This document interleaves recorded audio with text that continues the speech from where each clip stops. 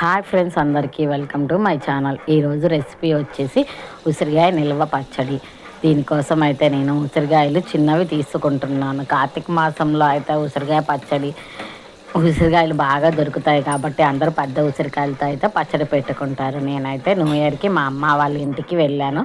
అక్కడ అయితే అమ్మ వాళ్ళ ఇంటి దగ్గర ఉసిరికాయల చెట్టు అయితే ఉంది ఫ్రెండ్స్. ఆ చెట్టుకి అయితే ఉసిరికాయలని మేము కష్టపడి కర్రతో పైన ఒకళ్ళు కడుతుంటే కింద నలుగురం దుప్పటితో పట్టుకొని మరి కాయలు కోసుకొని వచ్చాము. కాయ కింద పడితే డ్యామేజ్ అవుతుంది కాబట్టి కింద పడకుండా కోసుకొని వచ్చాము. అవైతే సాల్ట్ వేసి వాటర్లో ఒక 1 అవర్ నాననిచ్చాక మళ్ళీ కడిగి శుభ్రంగా ఆరబోసి తడి లేకుండా అయిన తర్వాత అయితే మీకు వీడియోలో చూపించిన విధంగా ఆయిల్ వేసుకొని ఆయిల్లో అయితే ఉసిరికాయలను ఉడికించుకోవాలి ఫ్రెండ్స్. అవి ఉడికాయో లేదో మనం చేతితో స్మాష్ చేస్తే తెలుస్తుంది. అవి ఉడికిన తర్వాత ఈ లోపల ఉసిరికాయ పచ్చళ్ళలో కారానికి అయితే మీకు వీడియోలో చూపించినట్టుగా వెల్లుల్లిపాయలు ముందే దంచి పెట్టుకున్నాను. 1 గ్లాసు ఉప్పు, కారం, మెంతిపిండి, ఆవపిండి వేసి మొత్తం కలిపి పక్కన పెట్టుకోవాలి.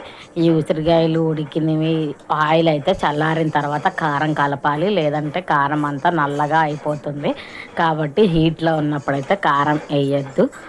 ఆయిల్ మొత్తం చల్లారిన తర్వాత ఈ మనం కలిపి పెట్టుకున్న కారం వేసి కలిపితే చూసారుగా ఎంత బాగుందో పచ్చడి.